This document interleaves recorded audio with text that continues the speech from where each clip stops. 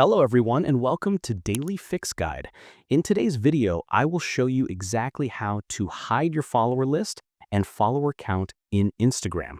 So it's a very simple process. All you do first, open your Instagram application, then go to your profile at the bottom right inside corner, then click on three lines at the top right inside corner.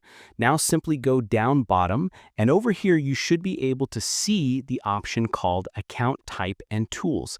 Click on that. Now over here, if you see at the very top, switch to Professional Account, that means currently you have a personal account.